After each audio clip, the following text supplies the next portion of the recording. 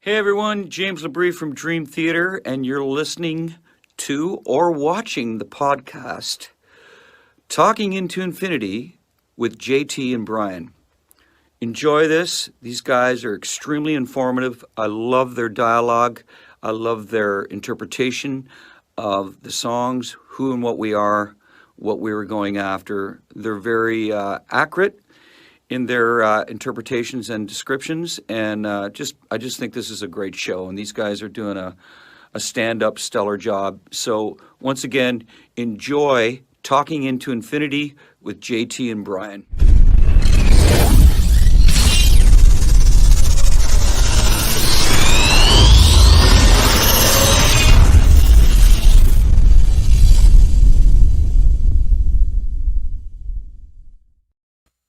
Welcome to another episode of Talking into Infinity, a Dream Theater podcast. I am your host, John. We are live on Facebook, YouTube, talkingintoinfinity.com, and the cmsnetwork.com. As a reminder, we are live every other Thursday at those four locations at 7:30 p.m. Eastern Standard Time. If you want to catch video replays of the show, you can check out our YouTube page or head over to Heavy Metal Television. That is our main hub for all things Talking into Infinity. If you want to check out the audio replays, just Google Talking into Infinity podcast, and we're pretty much anywhere you can find your podcast. So check it out there. Making his triumphant return to the show, my long-lost co-host, Brian Hendrickson. What's going on, man? You're back. Hey, has it been 2 weeks already? Man, see, this time it just doesn't work. It just doesn't work. No. Oh my gosh. Yeah, I appreciate you filling in. I really missed the show. I don't know how much I missed you, but we can talk about that later. But yeah, first of all, I got to go see the Rush movie, and I'll touch on that in a second. But then I was sick as a dog. Did not have COVID, but I gave it to my wife, and now she's sick and she wants to kill me. And as we said, that's nothing new anyway, but now it's like to a whole new level, like actually hiring someone to do it, double checking the life insurance, all those sort of things. But it's awesome to be back. And it sucks being sick when you're old because I actually had to have her take me to the emergency room at like 2 a.m. on a Sunday night, Monday morning before we're supposed to both be working. Wow. And it's like, and we get there and it's like, I explain what's going on. Like I told you, I had this horrendous sore throat. It felt like I was swallowing glass. I couldn't eat. I couldn't talk. I couldn't sleep. I couldn't do anything. So you get there and they're like, and you tell them everything's going on. So they're like, oh, so you have a sore throat, huh? Just so condescending and like, what in the world are you doing here at the emergency room? Yeah. I'm like, yeah, that's why I woke my wife up at 2 a.m, so I could come in here because I'm just hardly sick at all. But anyway, I'm much better now, and it's awesome. And the week before, I got to go see the Rush movie, the R40 celebration again. I'd seen it before. They added some new stuff, and it really dawned on me. Without Rush, we honestly would not have this show, and that's really kind of a testament to someone who's not even in the band anymore. And I think that's Mike Portnoy. Okay, he was such a ginormous Rush fan. He was a huge Neil Peart fan. He was close to Neil up until the end, until he passed away. He was one of the few people that knew how sick Neil was. But, Portnoy was the one that sort of kept everything together and kept that band going and turn it into be able to what it is today. And I just do not think we would have a Dream Theater if there was no Rush. I think it was that big of an influence on him and also on Petrucci. But, just what a great band. And it's just the idea of three guys being in a band together that long. It's unheard of. It just simply does not happen. Now I understand John Rutsey was on the first album, but it's like, when you talk about the Beatles, you don't talk about Pete Best, you know what I mean? Yeah. That type of thing. But yeah, it was just a great experience. And, knowing that's the last time you're going to see most of those songs, you know what I mean? Yeah. No, I get it. It's funny you mentioned that. Yesterday was, the 1 year anniversary of Eddie Van Halen passing away. And that's, Van Halen is my favorite band. Eddie Van Halen's like my musical idol. And, I thought the same thing. It's, there's been a few Van Halen tribute shows that have come around in the last year, and I've had to miss all of them. So it's like, well, that's really the only way I'm ever going to see these songs again. Sammy Hagar plays a few of them, but yeah, it's kind of bittersweet in a way, isn't it? like with Neil Peart passing and Eddie Van Halen, it's different if they retire, because it's like, okay, you could come out of retirement and do shows, okay, whatever, pull a Motley Crue or an Ozzy, but when like the main guy dies, like it's done. I mean, it's like same thing with Pantera. There was never going to be that hypothetical, Zakk Wylde, with the other three guys of Pantera tour, because they're like, nah, man, you got to have Dimebag to do Pantera. So, yeah, I mean, there's some really cool Rush tributes out there. I mean, obviously, you have to be good. You can't put together a terrible Rush tribute because you're not going to ever get booked. But there's some really good tributes out there, so you can still see that. But yeah, I mean, just what an end of just an epic era of just a three group of guys that they were just great friends. I mean, they were friends and they were musicians before they were anything else. And like, I don't know if you remember, you read most of the Kiss books by all the different members. Like the Gene Simmons one was hilarious because he was talking about, I think they had just done Farewell to Kings, maybe. It was either that or Fly By Night, and they had the cassette of it, and they played it for Gene, and he thought it was the stupidest thing he'd ever heard of his life, And he talked about, backstage touring with Rush. Oh, they're in there reading a book, we're down here with the hall with 9 groupies and doing whatever, and supposedly not drinking since Gene never drank, But totally. Yeah, but it's just hilarious because just such a serious group of musicians, and that's all they cared about was just being friends and the music, and and all the hardships Neil went through with the passing of his daughter and his wife, and just all the the horrible things that he went through, family wise, and then to still keep going with Rush. He had breaks here and there when this stuff happened, but it was like just what a testament to just a cool, great group of guys. And hopefully that band just kind of lives on. Hopefully we continue to find like lost recordings, and they put out special editions for the fans. I mean, they obviously they don't need the money, none of those guys do, but I think they'll do enough stuff for the fans to keep that legacy alive. That's what I'm hoping for, at least. Well, I mean, they, with how many years they were around, 40 plus, there's stuff out there. There's definitely stuff out there that is, I'm sure they'll be able to, like you said, special edition releases and things like that, remasters, whatever. So I'm sure it'll continue, and it's cool you got to see that. I didn't they just say they're releasing some special version of it on Blu-ray now or something? Yeah, I think they've done a few versions. If you look online, there's 2 or 3 different versions, and there's different songs. There's a bunch of more songs that were not actually in the movie that are on some of the Blu-rays and whatnot, because otherwise I think it'd be like a 4-hour movie or something. Okay. But yeah, I'm gonna look and see what they eventually come out with, and hopefully it'll be like a super deluxe pack with just about everything you can get on there. Sure. But one of the coolest things was, like, if you're a Rush fanatic who's listening, like, there was a sound check of Jacob's Ladder off of Permanent Waves, which is just one of their most amazing songs. They didn't play a whole lot of. It's a kind of a cult classic, I guess. But it was cool seeing like a sound check of that with nobody there in an outdoor amphitheater. And it's like, oh man, I haven't heard him play this song like basically ever, Right. I didn't go see them in 1980 when that tour was out or whatever. I didn't see him until a few years later. Definitely. But yeah, it's cool stuff like that. But it's awesome to be back, man. I'm super excited to get into our Dream Theater talk again. Me too, man. Real quick final note on that. Cale, our buddy Cale McLeish, good to see you. Cale will actually be on with us in a couple weeks. Guest hosting again. He says that it's going to be a video on demand release. I don't think it's coming out on physical release. So I guess we'll find out. So real quick before we get into some Dream Theater stuff here real quick. Our next show is actually going to be on Friday, October 22nd, not our usual Thursday.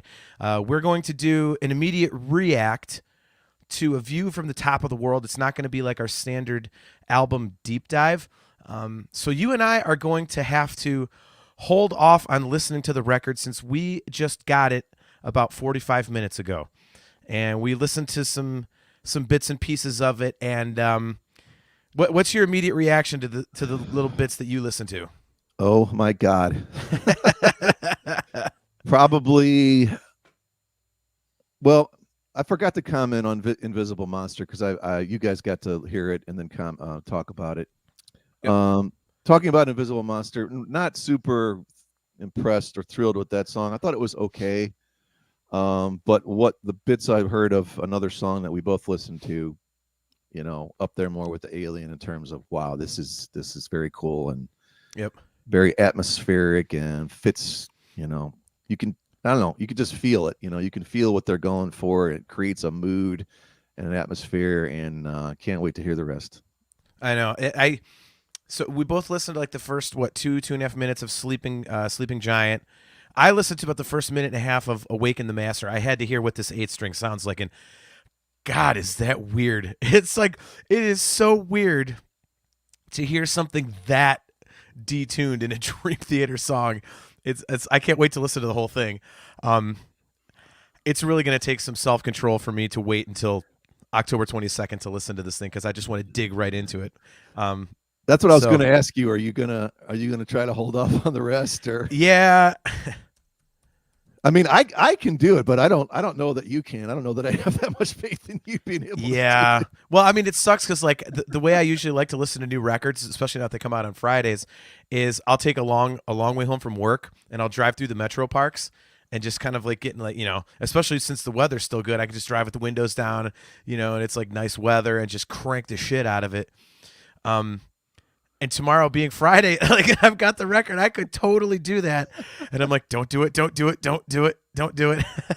So yeah, it's going to be difficult for me to not do that. But I can already tell that I have some thoughts about the record and how it ties into the record that we are going to get into tonight. That being its predecessor, the Distance Over Time album. So I was listening to this all week and, kind of digging into it. And I got to say, this is one of their best records. To me, this is a great record, and I think it's going to be a difficult task for A View from the Top of the World to follow it up, not because the new one isn't going to be great, but because I think Distance Over Time is just so awesome. So, what are your initial thoughts, real quick, about the record before we go song by song on this? And listening to it again, it's a little more. I think the word I want to use is eclectic than I thought. Wow. Okay. All right. Yeah, it's not, and I don't want to say it's in a negative way. It's not as cohesive as I thought it was, in that the songs are very more individualized than I had kind of remembered. There's some that share similarities, but there's a lot of different things going on, and I'm with you. I think, we don't want to give away when we ultimately do our countdown, but this is going to be up there, pretty. It'll be in the top quarter at least, or whatever. Yeah, I think ultimately. Well, I guess we'll have to see what the new one does. Yeah. JG3, what's up, man? Good to see you again. He says, I love Distance Over Time. I actually wrote a review for it before it came out, and it was the first Dream Theater review I wrote, and I was so conflicted as to whether it was me being a fanboy or it was that good. No, I don't think it's fanboying. Oddly enough, I actually have kind of opposite thoughts than you do. I mean, I think we both think it's a good record, but I think it's very cohesive, and I don't think it's really eclectic. I thought it was more like metal and aggressive. But I mean, again, we both agree that it's a fantastic record. So, JG, it's not a fanboy thing to say it's a good record. And hell, even if it was a fanboy thing, you're a Dream Theater fan, so it doesn't matter. You're allowed to do that. We have a whole podcast dedicated to the band, so we know all about fanboying. So, yeah, I think and this one, man, it's like I said, there's a certain aggression to this. It's like there's an immediacy, and it definitely sounds like they recorded it live in a room, like they were writing and recording live in a room together. Like there's that sense of immediacy to it. And to me, it's got this whole like F you, we still got it vibe going on. Like I think it's definitely an answer to the Astonishing critics. I think after that was such a polarizing record, I really think this one, they just came out and were like, all right, look, we're not screwing around anymore. Like you guys are writing us off. Like here, we're gonna punch you right in the mouth. And I think it's a statement record. So I loved it when it came out, and I listened to this one a lot. It's got a lot of replay value for me. Do you find yourself going back to this one? Yeah, and we talked about this before. This is really the first album where Mangini contributes. Yes, contributes a lot, and I think it shows. And I think even in one of my song synopsis, I did use the word immediacy or urgency or something along those lines. But there's definitely, it's very organic. Also, I agree with that word. I think it's almost like it's a classic sounding album, yet it's still modern. Is the best way that I can put it. That's an excellent description. Yes. Like it almost sounds like there's parts of it that almost have a bit of a 70s type of a feel.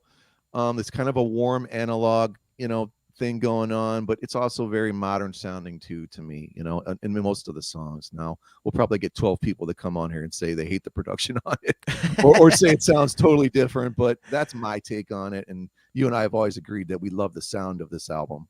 Yeah. It's weird that it's quieter than other records, but it sounds fantastic. I mean that's one of my notes. I mean, outside of 6 Degrees and maybe Awake, this might be my favorite production of theirs. I mean, it just sounds fat. It hits you. It's a big sounding record, man. I love it. So, Nathaniel Rojas, what's up, man? Distance Over Time is totally one of their best records, the best since 6 Degrees, in my opinion. You know what? I might actually agree with that. I mean, for me, The Astonishing is ungodly good, but I think to me that one's almost outside of. It's a whole different entity because it's a different experience. So I mean, if you take that out of there, I would say the best since 6 Degrees for me too. Well, I think knowing this fan base the way I do, that's probably a popular opinion. I mean, I bet you would get at least a 50% of the Dream Theater fanboys would probably agree with what he just said and what you said. Yeah. All right. Well, why don't we dig into this song by song here? I will let you go first with the album opener, Untethered Angel. What do you got? Yeah, so I'm on record previously. I was a little underwhelmed musically the first time I heard this, mainly just the chorus. But one of the first things I did notice, as we talked about, was the production was awesome. Like I said, it has that classic yet modern sound. I love all the verses. There's like those little double syncopated things with the keyboard and guitar doubling each other. There's just like those fusion type riffs. And then they're trading solos off and on in that song. And to me, that's the best part of that song. It's a solid opener. I still tend to think it's one of the weaker songs on the album, just when you compare it. But like I said, the first thing I did notice was that production. I'm like, oh man, thank God, cool. We've got a really great sounding album here. Again, the chorus, kind of a little, not, I don't think it's amazing, but I do love all the verses. Yeah. It's funny. Like I have some very similar notes. The trading off solos, I've got that in there. I love that. And it goes into the harmony guitar and key parts, which you and I are both huge fans of. So you get that quintessential Dream Theater, sound in there. I think this one and Fall Into the Light are very. They're more straightforward, I would say, as Dream Theater songs go, and they kind of are lumped into the same category. They're very similar to me when you think about it, and which is kind of ironic because when they released those as the first two songs, I was kind of like, like, is this going to be a less diverse record? And I should not have doubted them. But I like the chorus. I think it's cool. Like I find myself singing it and everything. I think the other thing about this record is that there's so much melody all over it that even on a song like Untethered Angel, like if you took this song off of this record and put it on one of the weaker records, it would definitely by far be the best track, which I think speaks to the quality of the rest of the album. I think we talked about this during our episode of album opening songs, that this is one of those good examples of a song that, it might not be the best song on the record, but it definitely does a great job of setting the table for what's to come. So I dig it for that reason. I think it's cool. It's like, all right, well, I was expecting a little bit more of a metal record, and that's exactly what we ended up getting. So I really like this song. I thought it was a great show opener. I like it. Moving on to track 2, Paralyzed. This is actually one of my favorite Dream Theater songs, period, much less on this record. Something about this song, it's like the melodies are just huge. It's concise and to the point. It's atmospheric. I mean, the chorus is really simple. Just I'm paralyzed. But just something about the way that the music meshes with that vocal, it's so unique to me. I love it. And I was thinking about this today. I'm like, why does this song hit me differently than some other songs? And I realized that it kind of feels like These Walls to me off of Octavarium. And These Walls is also one of my favorite Dream Theater songs. So I think, there's some similarities there to me. So I think that's why I like this one so much. Yeah, cool song. I will say we've heard this guitar riff before. It's not a totally unique thing to this guitar riff that he's doing there. It's a little bit of a variation on a lot of different songs they have, which is fine. I love the fills on the piano in the second verse, and then it's the piano is modulating up right before you get to the chorus, and I think that really is what sells this song for me. Like you said, you have that atmospheric breakdown, and then we get to what we've just always talked about, this new John Petrucci of this melodic singular notes establishing this theme where he just takes on the melody. Here's my melody, I'm dumping it in here, and it just always sounds amazing. And then he goes right into his solos, and it's fairly minimal as part of the solo part, but it's like this short shred type phrasing, but it's just super effective. Yeah. And just be a great song to hear live, that's for sure. Yeah. I did leave this out when we were talking about overall notes for the record. This is definitely a guitar player's record. I mean, if you're into John Petrucci's guitar playing in Dream Theater, especially like his solos, this is the record you want to check out. I mean, I was really noticing that, like, cranking it up on headphones. I'm like, man, these solos are blistering on this record, man. It's just, man, it's definitely a guitar-driven record for sure. Kale says, yay, we're 20 minutes in and I disagree with John. Paralyzed for me is one of the weaker songs on Distance Over Time. I don't know what it is about it, but it just doesn't hit me. Well, there you go, our difference of opinion. I loved it. First time I heard it, I was like, oh, this song rules. And it's never left me. The one thing I like about it is if I want to play Dream Theater on the touch tunes where we're at a bar or something, my wife gets all mad, like, don't be doing that. Those are like 15-minute long songs. I'm like, no, I got one that's like 4.5, 5 minutes. So she'll tolerate it. I mean, it sounds to me like Kale doesn't want to be on the show in 2 weeks. So if he keeps up this type of behavior. Yeah. Keep quiet, Kale. Don't lose your spot. But all right, track 3, Fall Into the Light. Super heavy, sludgy riff. Very Metallica-esque, I thought. Yeah, Metallica-esque. And we also get 8 different time signatures before we're even about 60 seconds in. You Right. get some, it sounds like almost blast beats, those long snare fills from Mangini. Yep. I love the chorus on this song. It's like a great juxtaposition, really, between that main riff and then you get like his signature formula of just mixing the major and minor keys in there. We always talk about that's a key thing this band does. But the goofiest thing about this song, what do we get halfway in? It's Metallica, The Unforgiven, Part 9. It's like out of the Clint East. It's like straight out of the Clint Eastwood 1960s Western, man. Yep. You get that guitar and doing the harmonies, and you don't see this coming at all. That's what's so amazing about it. It's like, wait, where in the heck did this come from? But it actually works. It works, and it almost turns it into 2 different songs. Yeah. But then we end up going back into that killer organ solo. And you get back in the chorus, but yeah, it's just like, it's one of those songs like, let's say you're listening to it and all of a sudden you decide, let me skip halfway through to see what happens. You'd be like, wait a minute, did I go too far or something? Yeah. Like, it's just so out there. Like, and the closest thing like I said, I can come to is it's like, it does have that Unforgiven, like a Western kind of almost like thing to it, but I love it. I think it sounds cool. Yeah, no, I really, really like this song. I think you're spot on. As I said before, I kind of lumped this one in with Untethered Angel. I think this one's a little more interesting, I would say. The main riff, like I say, totally reminded me of a Metallica type of a riff, kind of like a new wave of British heavy metal influence type of a thing. The middle section to me is awesome because the way it builds back into, the heavy parts of the song.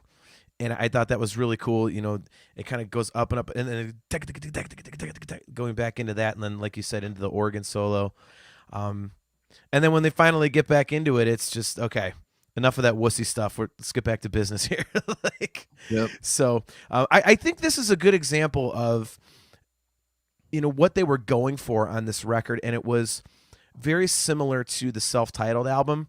They said they were trying to take their usual songwriting and songwriting style and condense it a little bit into, like, trim the fat, so to speak. And I think this is a great example of that on this record, because you get, like you said, a bunch of different time changes. You get that crazy middle part. You get the metal. You get some cool soloing in there. And it's it all works really well, and it's, a very concise song. So I think they did a great job on this one for sure.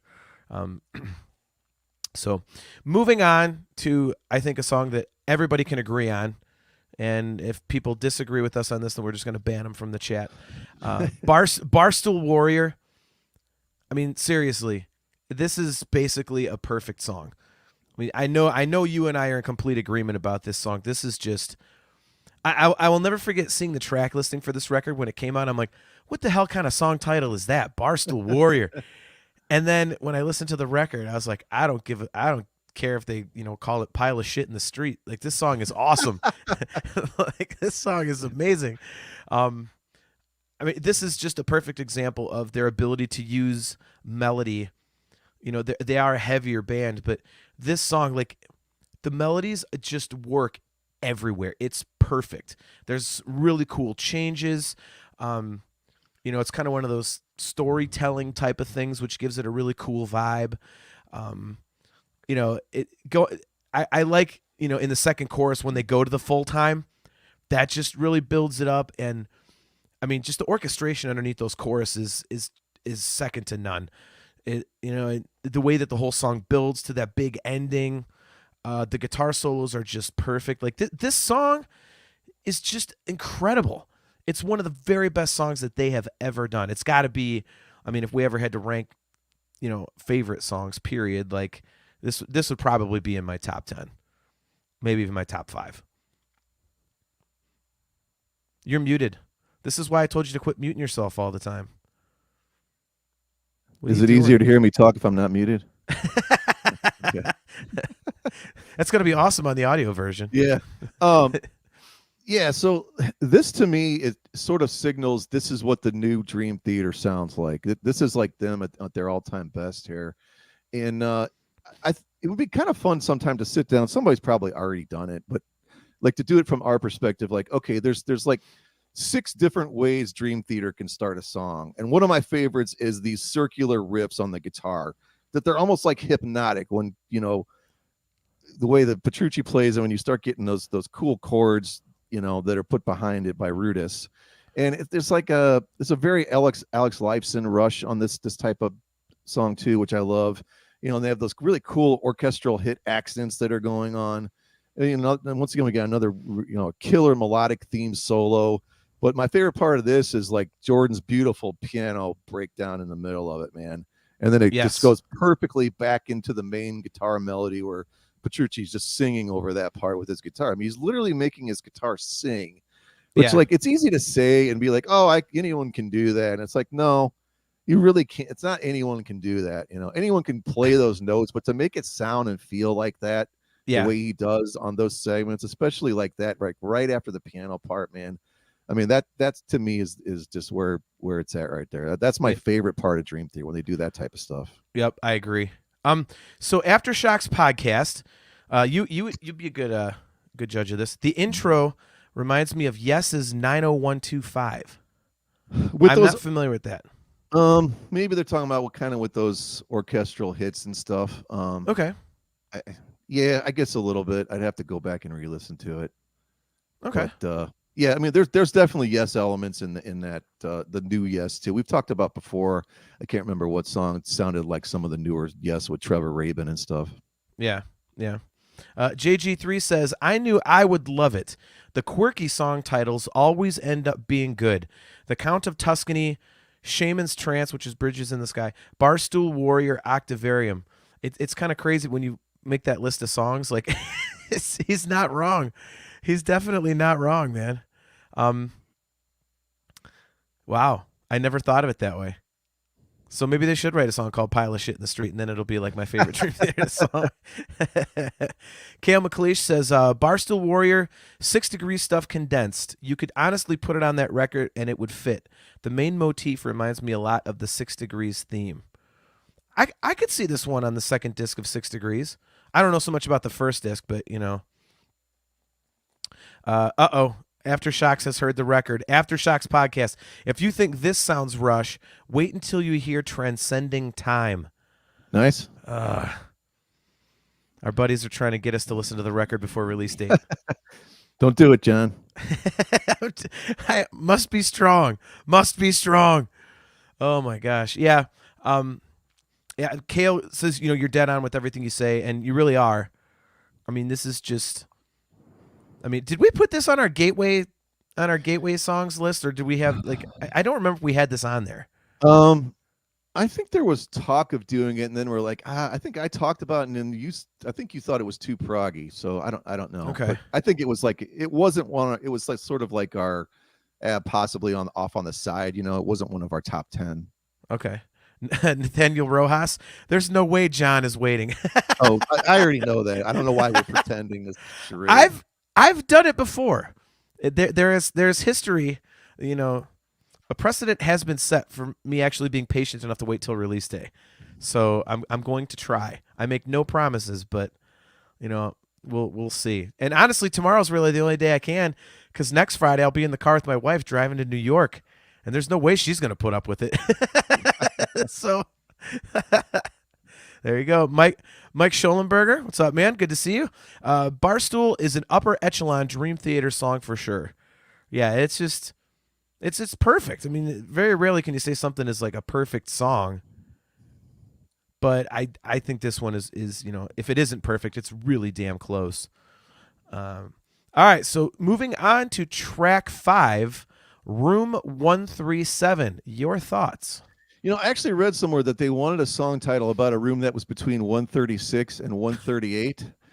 Seriously? No, I don't know. It was either that, or they wanted seriously, or they wanted something with the square root of 18,769 in the title. Now, I don't know if either of these are true. If they are, it's a really stupid thing to write a song about, honestly. Oh my God! No, he's back, ladies and gentlemen. Yeah. He's back. No, but this is probably the only song on the album. I'm not sure that this is a song. To me, this is a riff that just kind of just keeps going. I don't know. It almost feels like a Marilyn Manson "Beautiful People" with the guitar and drums thing going. It gets saved at the end by this Beatles Sgt. Pepper outro deal that they're doing on the vocals, which is really cool. And I like it's kind of a scary, eerie song.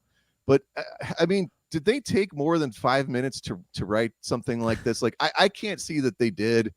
And when I say that this is an eclectic album, to me, this is one of the songs where I'm just like, I mean, it's cool. I don't mind it, but I'm not sure it's a song. And I think that about a lot of stuff that I listen to sometimes.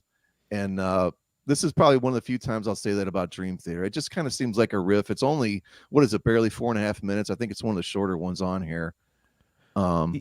Yeah, it's interesting because like that's in my notes. It says, you know, it's one of their really interesting / weird song arrangements. It's kind of wonky. I like it. Something about it because it is so different. I think for me it's because of all the layering on the vocals. It's got this really weird kind of feel to it. One of the things I do like about it a lot is the decision, you know, track listing wise, to put it right after Barstool Warrior, because you want to talk about just two things that just oil and water do not fit together. And I just thought that was cool because you come off of just, you know, the majestic beauty that is Barstool Warrior, and you get like, and it's, man. You know, JG3, you know, he says, it's a very weird song, and because of that, I really like it. Plus, it flows well into S2N. Yeah, I like it because it's weird. I think it's interesting. You know, your point about it being kind of like Marilyn Manson-esque is a good one. It is kind of like that. So it's got a cool rhythm to it there, but yeah, something about it is just really, really cool. It's so unique. This would be one of those like non-gateway songs. Like Yeah. If you want to tell someone what Dream Theater sounds like, don't play them this, because this is not what they sound like at all. You know what I'm saying? Like, we need a list of like, okay, what's not Dream Theater-ish? Yeah. You know, like on a prog side, or even a gateway safe side. You know what I mean? Like, Yeah. yeah, Well, like I said, I mean, I'm just being honest when I review this album. You know, I love it as a whole. You know, but it's kind of a goofy song to me. It's just, that's all I think about it. no, I don't hate it, you know, but I like his vocals. I do like the verses. I like his vocals on it. And like I said, that kind of Beatlesy thing they do towards the middle and the end is cool enough to and I do kind of think it does flow into the next song. I will definitely agree on that count. yeah. No, like I say, I was trying to think of other songs in their catalog that are like this one, and I couldn't really come up with anything. If I'm thinking of like, again, I think it's the arrangement that does it, because it doesn't really seem like there's an arrangement. It was just like they wrote some cool parts and were like, you know what, let's just it seems like it was, they started writing this, and then right at the point they were supposed to start arranging it and you know, putting bits and pieces here and moving. They're like, you know what, let's just leave it. Let's just do this as like a quick raw thing and see what happens. Again, I just think because of the uniqueness of it, I think it's cool. You know, I think it's cool. Well, where do they get the 137? Is this like one floor below on the Overlook Hotel? Because isn't 237 the Shining Room? I Like, was thinking the I'm exact not even joking same. about that. I know Like, you're not. Like that's what I was thinking too. God, I should know this because I'm a huge Stephen King fan. I'm pretty sure that. So, like, the guy in 137 looks up and sees the blood coming out of the bathtub. Is that what this is supposed to be? It is room 237. Right. Yeah. Okay. Oh no, room 237. Okay, it was a room in the Overlook Hotel. In the book, it was called 217. So whatever. I thought the exact same thing. Well, in the movie, it's 237. I'm pretty sure, because when Scatman Crothers or whatever is talking to Danny, and he's like, you know, they're talking like, don't you worry about what's in room 237. You don't need to be going up there anyway. Yeah. Like, It's Dick Halloran. It's Dick Halloran. Right. Well, that is the character's name. I've never seen the Stephen King version, or this 1973 version, because Stephen King hates it and says it's crap. So I'm like, all right, not watching it. You've never seen that? So, ever since I found out Stephen King can't stand it, I'm God. like, his opinion's good enough for me. I love it. So, moving on from room 137, we have S2N, which I think it stands for sound to noise or something like that. I think that's what Jordan said it was. This one, to me, I love the chorus on this song, and the cool thing about this song to me, it definitely has like a panic attack type of a feel to it. It's, you know, the song just moves the whole time. There's just like an energy to it, kind of like that nervous, twitchy energy, like I said, that you would have on Panic Attack. The guitar solo in this song is awesome, and I love the melody that, you know, latch onto the wheel. That chorus is cool. I don't like the latch onto the wheel when it goes down. That I didn't really care for it. I wish they would have kept it on the you know, the one that ascends, because I just thought that was awesome. You know, and one of the cool things, like if you listen to it in headphones, I think you can hear it barely if you're listening to it just on a regular stereo. But right before the last chorus, you get that, you know, with those little breaks. I think it's the beat here and go, wow. Like you get that little, you know, goofy little David Lee Rothism in there. So, and of course we have the Dark Eternal Night ending. Let's do the slow, heavy, simple, sludgy riff, and then Jordan, just rip on the continuum for as long as you want, and then we'll fade out. Like, it was really, really cool. So, Cale McLeish, thank you for correcting me. Signal to noise. Okay, I was close. Let's look at this. Nathaniel Rojas. Fun fact, going back to the previous song, room 137 is at 137 beats per minute. Wow, that's pretty cool. Man, how do guys figure this crap out? Like not you, Nathaniel, but like Dream Theater. Like, you know what we should do? Like, that's insane. But yeah, I really like this song. I think this is a very strong song. I would love to hear it live. I was kind of hoping this would be one of the ones they played live when we saw them, but we did not get it. So yeah, I never knew what S2N stood for. I thought it was some kind of code, like between like Tom Araya and Jack Blades, like Slayer to Night Ranger, Slayer to Night, you know, like S2N. or maybe like a have you like been a saving these things up? Is that what you were doing when you were sick? or I thought it was like a Star Wars thing. Like there's a character in Star Wars, Skywalker. Like Skywalker to Naboo, like the planet. It's Naboo. Did you just call Naboo Naboo? Hey, I don't listen, Greg Lucas over there. I don't know how to pronunciate all this stuff. You are a moron. Oh my Lord. Anyways, no, I love the cool. I love the cool spoken word thing with that vocal effect, like you're saying. The coolest part about this song is I love the JP guitar solo. yes. It's got all those awesome pinched harmonics and bends, and then you crescendo into that killer, like those ascending arpeggios, and then you got the giant 80s squeal at the end. Like I love those type of guitar solos. And yeah, there's a big chunky 70s groove. There's almost a bit of a Pantera in some of the heaviness of it, in the groove to it. I can see just a little bit of that in this. I think we talked about Pantera on another song, but yeah, great, cool, big, giant groove of a song, and would be very cool to hear it live. And I'm glad I finally know what S to N means, because I was definitely confused there for a while. Yeah, I know. Jordan had talked about it, and I got it wrong. So, but I'm glad you brought up the guitar solo, because as I said earlier, this is definitely a John Petrucci album, and I think this might be the best solo on the record. It's just something about it is just absolutely frenetic, and it's just total shred, but there's some great melody to it. It's just one of his best solos for sure. I just think it's great. It sounds more like something that he would put on his solo record, because like he can just like wank, and it doesn't matter. Whereas at least he has to be somewhat structured. So but this one he's like, no, I'm just gonna wank. Screw it. Like I'm just gonna go off on this one. So, alrighty, our next track, At Wit's End. You are up, man. I've told you before my thoughts on this song. Just killer riff mixed with Mangini's drumming, and those piano chords behind it are perfect. This song, you use the word urgency, and I'll also say it's immediate. It's just a frantic urgency to this riff, and you're just like, it feels like you're just kind of holding on, ready to go off the rails, but you stay on. Like this guitar just keeps doing this riff, this killer riff. And there's an amazing piano breakdown. It's probably one of my favorite piano moments that Jordan's ever done. Yep. And then it goes into what we've mentioned, and I've mentioned 8 million times, that epic soaring singular melody guitar line behind the "Don't Leave Me Now," the vocal part. And there's very few songs that I literally, the hair on the back of my neck stand up. But when that part comes in those last about 2 minutes or whatever the song from that part out, it's just absolutely amazing. Yep. It's probably one of my favorite songs of all time of theirs. Yeah, it's a crazy juxtaposition, isn't it? Getting into the melodic part at the end, it's like it's so different.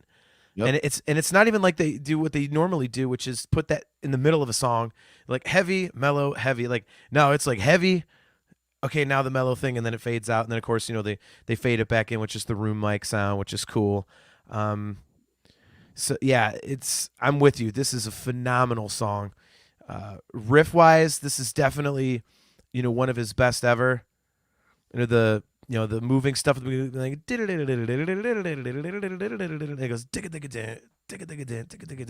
like it's really cool. Going into the second verse with just the bass and drums, following each other, Yep. It sounds fat, like it's just amazing.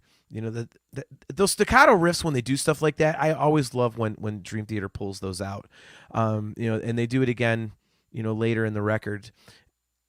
And I'm going to piggyback on what you said. That ending is just absolutely perfect. I agree with you with the piano behind everything, and oh man, it's again this record, like everywhere you look, there's just high points.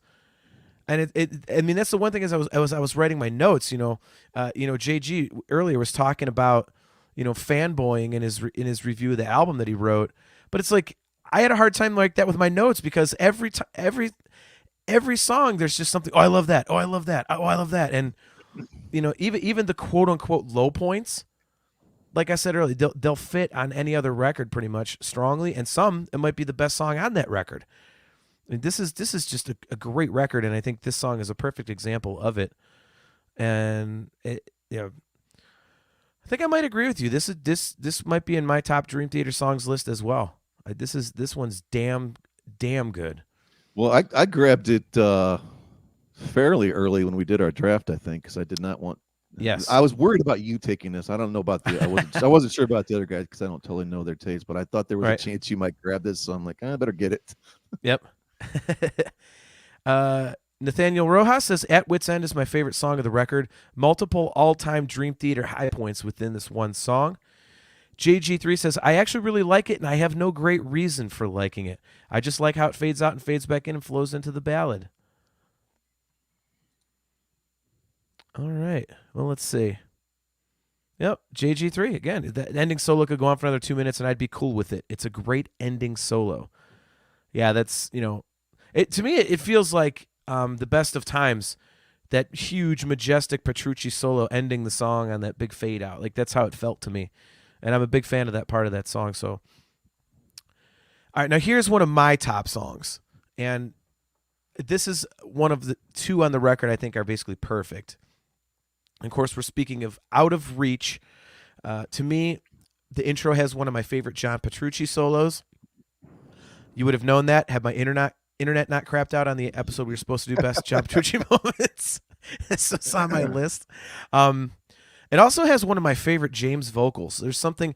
It's definitely his high, kind of like tenor, like breathy voice, but something about it is so emotive. I love it, and they always seem to have on most records that short, concise, like 4-minute ballad, and they're very hit or miss for me. This one though, I think might be my favorite. I think everything about it works. The whole song is kind of a build to that big majestic ending, and it's just got such a cool. I don't know. There's just so much emotion to it. And all the parts work, and even Mangini doing some busier drum stuff here and there, it just fits. It's like perfectly placed. This is another one of the songs. When I first listened to the record, it's one of the ones I went back and listened to immediately, and to this day I still will replay it and replay it and replay it. I absolutely love this song. Yeah, you got me to sort of take a new look at this song. I'll say for the 300th time, I hate the opening lyric. There's something about this girl. I still cringe. I cringe when he says that part. But I think they put this at the perfect spot on the album. Like, man, we need to kind of just chill out. Let's just relax here for a second. Like, I think the placement of this is great. And Cale said something about, was that the idea of fading in and out, Wit's End, and then kind of going into this? Yeah, he said, he says, is that supposed to be the idea? That the other ending of At Wit's End is meant to be a transition into Out of Reach. It's a good thought. I mean, it could be. Yeah, I don't know, but it does, kind of flow. And like I said, the fact that they put this here, let's just kind of relax for a second, and it's mellow. And I agree with you. I love James' vocals on this. And I think you put it on your gateway songs, like if I remember correct. Mm-hmm. And when you did, I was kind of like, huh? And I don't know. I just hadn't really, I hadn't given this song a whole lot of thought or listening to. And it wasn't just because of that opening lyric. It's just because I just had kind of sort of skipped it before. But going back and listening to it, man, it's definitely a great tune. Yeah, it's something about it. It stands out. It's always stood out to me. It's just one of those immediate listens that lasts. It kind of, I hate using this term, but stands the test of time. But I always come back to it. And every time I listen to it, I'm like, this melody is just awesome. So this is definitely one that I hope to hear live someday. I would love to actually hear this one. Maybe we'll get to see that when we go see the show on November 12th. Oh wait. Yeah. See, our show was on a Friday. Watch, we're gonna get stuck with like a Monday or a Tuesday reschedule. Maybe you can get Jeff Tate to play it if we go to that show. I know. Hey Jeff, can you throw in some Dream Theater for us tonight, man? Right. So, all right, moving on to okay, do we consider this the last song of the album, since Viper King is technically supposed to be a bonus track? That's another one of my beefs. What do you mean it's a bonus track? Like, I've never understood you that. record 10 songs for the album or you don't. Like, come on. To me, I'm wondering if they're like, we think this song sucks, but we're going to put it out there just in case. So we're going to call it a bonus track. Like, oh, we didn't mean to. Don't take it as seriously as the others. Yeah, I think it's kind of, they're saying it in tongue in cheek as a joke. I'm not totally sure on that. I don't know. I never actually, well, I bought the vinyl when we were at the meet and greet. Yeah. But otherwise, I just basically listened to it on Spotify because the only physical I have is a vinyl, and I don't have a turntable, and I kind of want to keep it intact because I think we did have it signed. I have it signed, so yeah. But so Pale Blue Dot. Yeah, this is like kind of a sneaky, really good song. I love the spacey sci-fi aspect of this song. It's like. How are you in my notes so much tonight? That's exactly one of the things that I had written down. Well, I mean, it's kind of obvious. I mean, you know for a fact one of my favorite bands is Starset, and it's like every song they've ever done is about space and the great frontier and science and whatever. But you got those cool space sound bites in the intro, and the killer drums that start out this, and that guitar riff, and I love Jordan's like ominous chords on the keys. You feel like you're isolated in outer space when you listen to some of these chords that Jordan's putting behind this stuff. Like, I don't know, it just really gives that feel of being out there and just kind of looking down on everything and sort of being all alone to a sense and looking at the chaos that's going on. They just have a really good way of conveying the lyrics sometimes on there, and this is one of those for sure. Yeah, I used the word ominous. I don't know if you would agree with that. Like, I was trying to like figure out how to describe it. It kind of feels ominous, and it's weird. Like, I have it down about the space thing too, and I wanted to ask you a question about that. I said, are we thinking that? I mean, I get it that the lyrics are what they are, but are we maybe getting that vibe more so because of Wayne's stage graphics for the song? Because I wondered about that, like, because I do picture that in my head as I'm, especially with the live record that came out. We get to see it again, so I wonder if that's kind of like coloring our opinion of it. Well, I mean, that's the idea, is that when you are in outer space, you look down and Earth looks like a pale blue dot. It's like, so it's sort of like this idea of, we can't be the only thing that's out there. Obviously, look how minuscule we look when you're in outer space. You know what I mean? Compared to the rest of the universe. Isn't that a Carl Sagan thing? Like pale blue dot, I could swear that. I mean, he might have been the one that coined the phrase, but that's what it pertains to, is being out there and looking down and seeing, the Earth and how tiny it really is compared to everything else. So Cale McLeish says, I love the almost Star Wars string sound just before the verse kicks in. I have that in my notes too. There's something a little bit Star Warsy right there. Yeah. JG3, I've altered the feel. Pray I don't alter it anymore. Nice. Nathaniel Rojas, okay, I had it right. He says, Carl Sagan's Pale Blue Dot speech is one of the all-time best ideas for a Dream Theater song. Yes, the lyrics are directly from Carl Sagan's speech that he gave. Well, that's awesome. Okay, so I had it right. Okay. Cale, another good point. Because this is in my notes as well. As much as I love Mangini's drums on the other albums, Pale Blue Dot is the absolute top of his drum parts, at least until the new album comes out. Yeah, that was definitely something I had. I mean, the opening drums, with that, like how is someone's hand moving that fast? I always picture, if Portnoy comes back, one of these, if that was ever a thing to happen, like this maybe being one of the songs where it's like, I can't pull that one off. We can't play Pale Blue Dot. Like, to me, this one kind of feels like I don't know if this is a good way to describe it, because it's kind of like opposing terminology, but a short Dream Theater epic. It's another example of them wanting to take their extended songwriting and kind of condense it down. And I think, on other albums, this is a 15, 16-minute Nightmare to Remember length type of a song. And on this one, it's, 9.5 minutes. So, again, I'll double down with you. The outer space feel, I have that here. It's ominous, and that middle section is just. I mean, if you're a Dream Theater fan, I don't think you can be a Dream Theater fan and not love the middle of this song. That's just everything we come to listen to Dream Theater for. Take my money. Here's the concert ticket. Okay, if they do that all night, you're like, sweet, I got my money's worth. So, man, I didn't know this. Wow. JG3, it's amazing that Pale Blue Dot is shorter than the Alien. Yeah, what is it, Wow. like 8.5 minutes to probably 7 or something for Pale Blue Dot? No, Pale Blue Dot is like 9 something, or I think it's like 850 or something. But No, now 8:50 to 10. I will say this: they have been quoted as saying recently, they're doing the interviews that they're releasing from Dream Theater headquarters, where they kind of have they had this songwriting idea in mind. As I said, for Distance Over Time was, let's condense the songwriting and keep ourselves a little disciplined. And they said that on A View from the Top of the World, they removed that restriction. So they're like, if you want to go crazy, just go crazy. So, Well, we know because there's a 23-minute song on there. I know. The title song, right? I really can't wait to hear these records back to back. I mean, I think that's the thing that's got me the most excited for the new album, is to hear it backed up against this one, because I think this one is so strong. And the people that we've talked to that have heard this record, A View from the Top of the World, the new one, I should say, have said that it's in their top 3. So I'm really interested to hear if you can kind of put these together as like one giant double disc.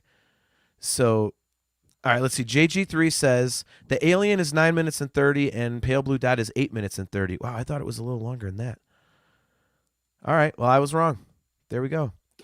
Yeah, I think, and we sort of touched on this before. The two, after hearing the Alien, Barstool Warrior and At Wit's End, those two remind me sort of the most of what's going on in the Alien, and I think it's going to be and we've kind of sort of in agreement that those are almost maybe our two favorites. I know you love Out of Reach, but those are kind of like our two, like, oh man, these are just sort of just mind blowing songs on the album, and that's what the Alien sort of, it feels like those. You know what I mean? Yeah. I kind of get a Pale Blue Dot feel or vibe off of the Alien. Would you agree with that? I mean, I guess theme-wise, but I still think sonically it sort of reminds me a little more of Barstool Warrior. Okay. I don't know. I got to listen. It's been a while since I actually listened to Alien. Like when it first came out, I heard it, like, I listened to it almost every day, a couple times. Yeah. But like you said, yeah, I want to. It would be interesting putting these back to back now.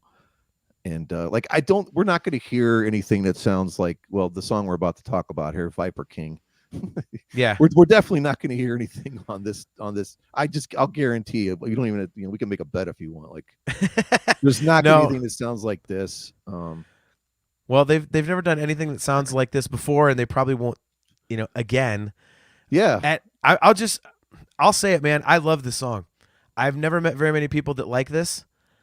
I think it's awesome. Again, this is one that just stuck with me, and I do go back and listen to it over and over again.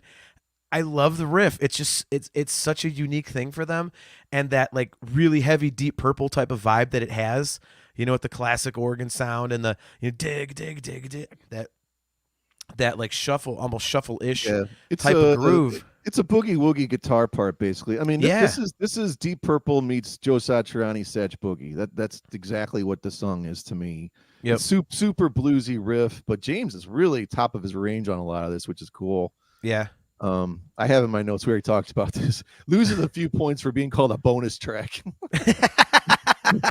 But I mean, I say that jokingly, but yeah, a unique song. I don't. Is this supposed to be about like a car or a plane or what is the Viper King actually? I'm not sure, to be honest with you. Okay, I thought maybe it was like a race car or something, but I don't know.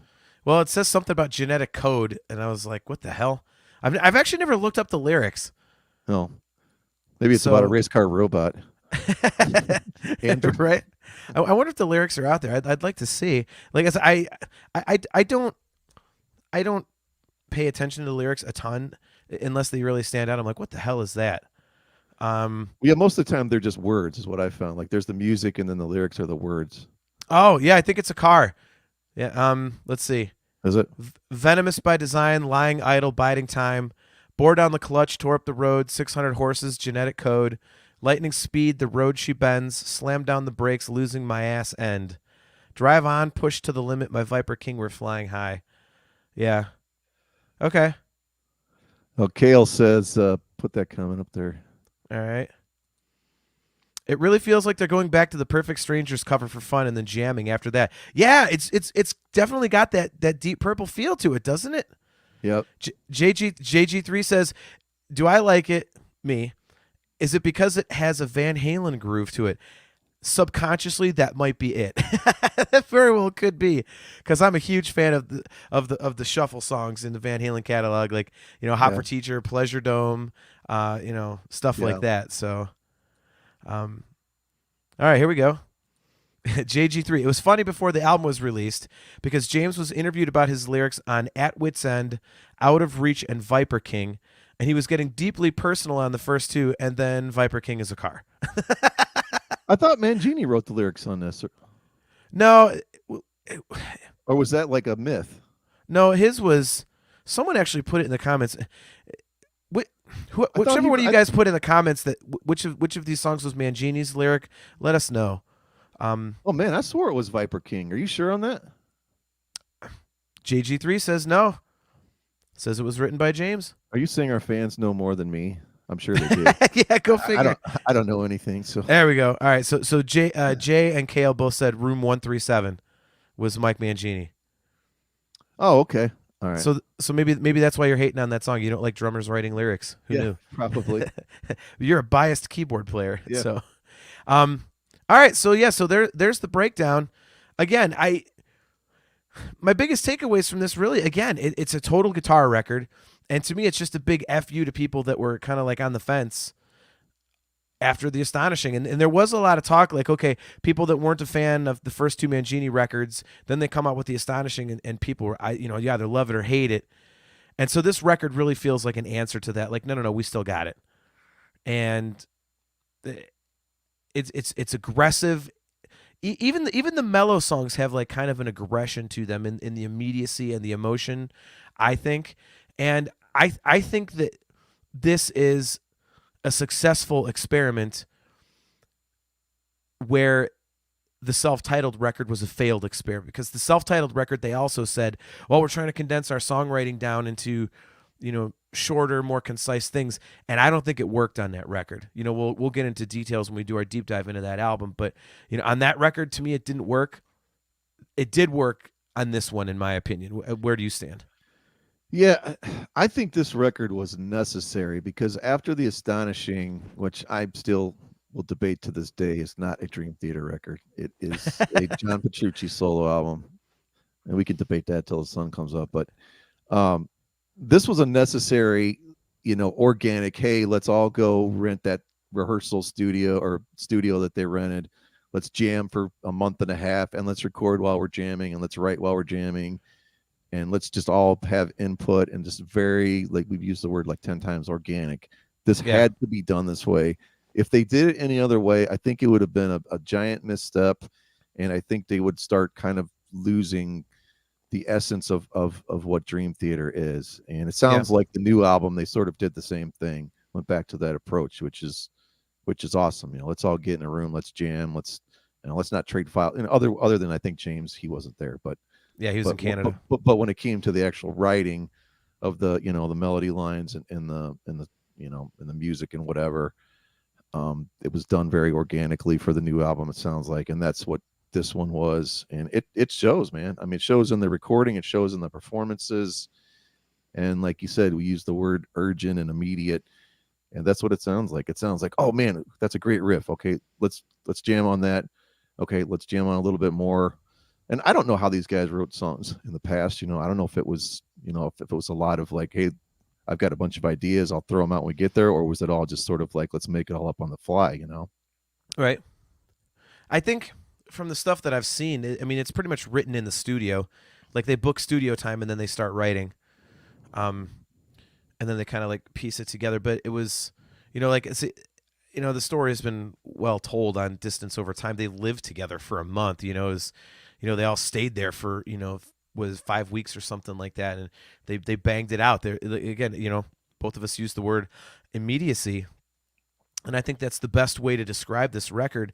The thing that's most impressive to me is that when you have a record like this by any band, the records that tend to hit you, this is amazing, like right off the bat, they kind of don't last. But this is one of those rare occasions where it does last. It does stay with you, and you do still listen to it like, oh my God, this is great. So I'll be very interested to hear interviews regarding the new record. Spoiler alert, we might be getting one of the guys on. Double spoiler alert, it might be during our normal time slot so that people in the chat can actually ask questions of whoever we get. But I'd be very interested to ask the question, how much influence did the success of the writing style on Distance Over Time, how much influence did that have on what you did for the new record? It seems like kind of like a generic question, but it's like, bands generally don't want to go back to, especially bands like Dream Theater, they don't want to go back to the well and just repeat themselves. But I really wonder if maybe they kind of did, because this record was just absolutely critically acclaimed. The fans loved it. You could see, the tours were sold out again. I mean, this record was just absolutely, I hate to call it a comeback because, for diehard fans like you and I, we never jumped ship, but I talked to a lot of fans that were like, I'm not liking this Mangini stuff. I'm not doing this, and I think this one brought him back in. So I'll be very interested to, again, bookending A View from the Top of the World with this one is going to be interesting. I'm kind of fascinated by that. So I think, if we, or when we do get one of the guys on, I'd love to ask questions of that nature, I wish we could see, like, just put a camera in from beginning to end when they're writing these songs. I know you can see online, oh, here's a little bit of us jamming on whatever. I don't care about that. I want to see the process. Like, it's just fascinating to me. Like, I want to see them in the room and John going, okay, well, this is what I'm going to play, and then Mayan going, well, I'm going to play this. And then George goes, okay, well, I'll start playing I want to see it just built from the ground up. Just one song. Like, the entire process from start to finish. I would just kill to be a fan to sit there and watch that. Yeah. I think it would just be absolutely amazing. It'd be hilarious because, like, in public, like, oh, everything's all hunky-dory and, this, that, and the other. And we all of a sudden get the fly on the wall view, and it's Petrucci, and they're like, okay, this riff goes like this. All right, Mangini, here's what you're playing. Yeah. No. That's not what I told you. No. The snare's on the 17. Damn you. Mangini, don't make me call Portnoy. He's just a raging tyrant. Yeah. Well, I mean, there's that video of Sons of Apollo. Was it the second album? They're working the song out with Portnoy. I can't remember what song it is. Which is It's kind of cool, but it's not. It's not in the same. That's kind of, I don't want to say minor leagues compared to this, because it's a great band and I love their songs. But I just love to see it start to finish. Okay, this is how we're doing. Like, who directs the whole thing? Because somebody has to be in charge. I mean, I guess it's Petrucci. Petrucci and Rudis, yeah. Yeah, I guess, but it's like at the same time, I don't know. I just want to see it. That's all. No, yeah. Nathaniel Rojas, man, he explains it well. He said, it's really hard to explain how good this album is after the self-titled. That record really made me concerned about the future of the band. Distance Over Time changed all that. I think that is a very prevalent opinion, because I know I've talked to people that basically had that, that they were not fans of Dramatic Turn and the self-titled record. And then, especially, we talked about The Astonishing. So again, I mean, I hate using the term comeback record, but I mean, it really kind of is. And it's almost like they're in a kind of like a resurgence, and I've made that comment when I've talked about The Astonishing, but it's kind of, they're kind of in like a second, I wouldn't say peak, but they're kind of on the upswing again. Well, I'll agree with part of that. I mean, it's a known fact that people that don't like dramatic turn of events are idiots. I'm sorry. That's way too harsh. They're complete morons. I was waiting for that. In your defense, I would say the same thing about people that dog falling into infinity. No, sorry, they're actually complete and total morons, is what I meant to say. Don't you want to use like Dream Theater terms like knuckle dragging troglodytes? Yeah.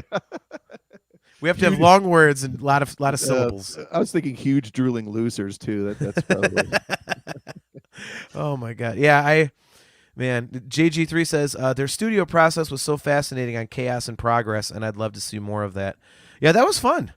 I really liked that documentary. That was really cool. I got rid of all my physical like CDs and stuff like that, but I kept that one because I do have the extended version of Systematic Chaos for that reason. yeah, I mean, overall, dude, this record just kicks ass. This is definitely a very top record for me, and it was easy to go and have to re-listen to it a bunch to get my notes going and everything. And I actually found myself forgetting to take notes a lot of the time because I was just kind of digging it, getting into it. So, I love it. This is definitely one of the best records for me. It'll be cool to see this on the 20-year anniversary when they're all like 79. You know? Yeah. A Barstool Warrior. Mangini's still he's still that fast. Like, all right, we have proof he's an android. Exactly. So, well, dude, it was awesome having you back. I got to say, it was fun talking to my buddy Matt Wardlaw about Score. That was a blast. And then, last week or 2 weeks ago was, me having to filibuster for an hour and 15 minutes was pretty nerve wracking, but hopefully I held down the fort while you were gone. And, but yeah, it was cool, man. I have one more comment I want to make. A lot of people were piling on, or you were piling on a lot of people about Megadeth Risk, I think. Yes. And all I'm going to say is, hey, at least it's Megadeth that they're into, right?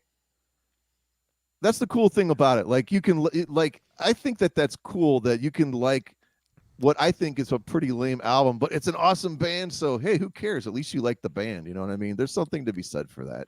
Of all times to not mute yourself, it's when you're giving props in any way to the pile of garbage that is Risk. No, I'm not giving props to it. I'm giving props to someone that, hey, at least they still like Megadeth. And I know, like Kale, like we've talked about, like some of the newer Maidens that he absolutely loves that I think are terrible. But hey, dude's listening to new Maiden. What's wrong with that? You know what I mean? All right. It's better than like listening to some other complete, garbage. So all right. I don't know. That was my point. It was like, hey man, at least it's still Megadeth, right? So yeah, I'll give you that. Yeah, but no, it was like I say, it was weird not doing the show with you, man. It's like you and I always like text each other, like the day of or the day before, like, man, I can't wait to do the show. And it was weird having to go a couple without you. It felt different. It was interesting. Yeah, it's good to be back. I definitely miss it, man. I mean, this to me is like, I have so much fun doing this show. And like I said, I really did reflect when I went to that Rush movie. When I left there on the drive home, I was jamming some Rush live, and I was just thinking about our show. I was like, is this like weird in a way that I missed our show to go see this movie because our show wouldn't exist without this band. So I'm still always going to keep kind of thinking about that in the back of my mind. I don't know. It's just weird. Right. But yeah, man, this is such a fun show, and everyone who's, we're getting such great, awesome response, and we love all of the interaction from everyone. Yeah. And like you said, we're going to have that awesome show in what is it? The Friday the album comes out. Yeah. I was actually just going to say, like, normally our next show would be 2 weeks from tonight, which would be October 21st, but we're actually bumping it to Friday that week on the 22nd. And we are going to do our, not a deep dive, but we're going to give our immediate reactions to the new record.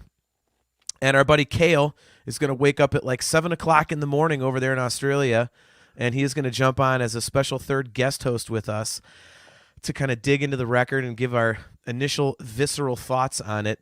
So that should be really fun. So I'd like to see everybody, jump in for that. So that's going to be a good time. And we got some cool stuff coming up. Like I say, we're working on getting an interview with one of the band members, which, they're doing press for the record now. So chances are pretty good that we will get one. And Aiken, who runs Heavy Metal Television, it's his network, the CMS network. He's actually talking to them about getting it on one of our show nights at 7:30 again, so that we can actually do it live. And then, the viewers can jump in and actually ask questions themselves. So, I mean, an interactive interview, as I can't speak, an interactive interview with the band, I think would be a kick-ass thing to do. Do we know yet for a fact can we confirm whether anyone from the band has watched any of our shows yet or no? Is there any way of knowing? I do not know. I do know that James has watched at least a snippet, because when I did the cameo to get the show intro, he calls me JT. And that proves that he watched it, because on my Star Wars show, the Nerf Herder Council, I don't go by John. I go by JT, which is my family nickname, because my brother AJ is one of my co-hosts, and he goes by AJ. His name's Adam.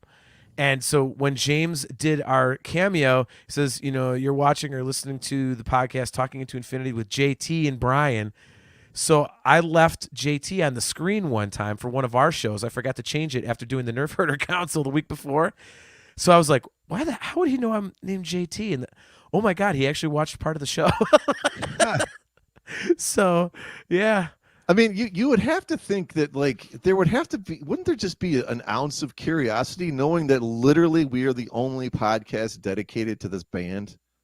Like, it's not like AC/DC where, like, oh, you're doing a pod, or Van Halen. Like, you think, you think, Brian Johnson cares about an AC/DC podcast, Yeah. There's 7 million of, you know what I mean? Like, yeah. I don't know. I'm just curious, like, would they, have, obviously you have time and they're not even touring right now. I mean, it doesn't take, you don't have to sit down and listen to every show, but like just for 10 minutes to go, what is this about, Gibson Les Paul is probably John Petrucci.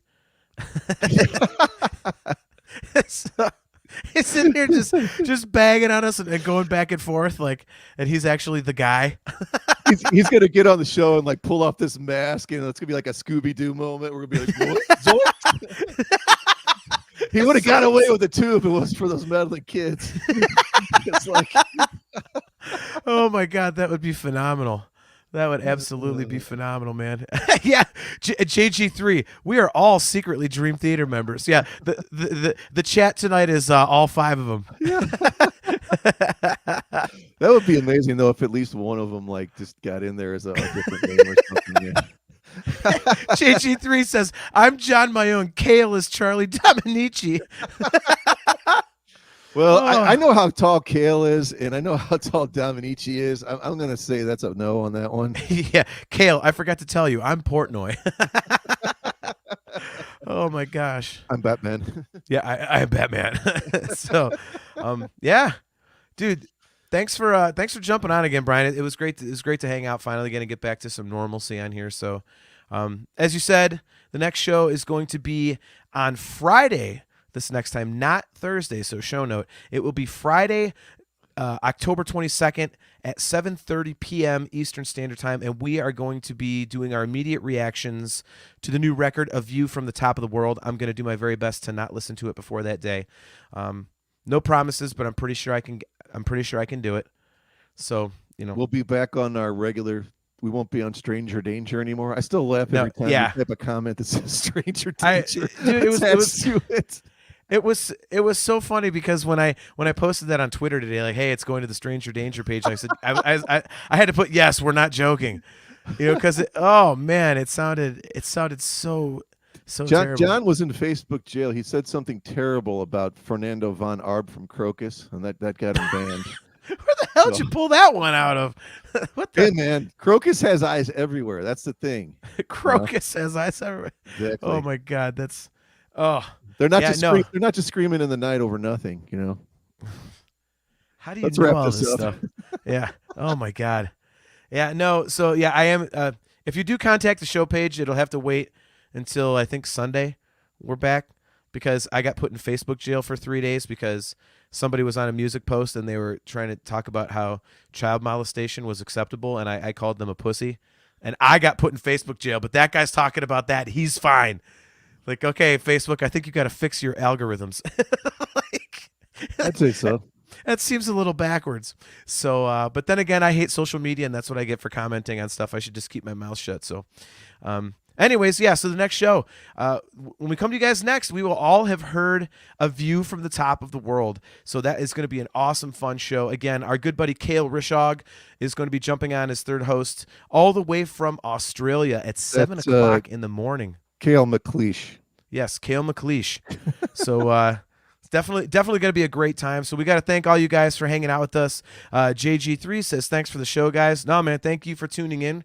We appreciate it. We love getting your guys' opinion on stuff. Again, we've said it many times, but having you guys be a part of the show is the coolest part for us because it kind of drives the conversation. We get some humor out of it, and some great opinions, and some good information. So, yeah, Cale Rishog. That's right. It's Cale Rishog. So that's Adam Rishog. That's Cale McLeish. I know. I said it wrong. I'm so used to calling you Kale. I'm like, oh, I gotta go to his last name now. Hey, Yeah, we so- only have one fan from Austria. You could at least get his name right. There we go with it again.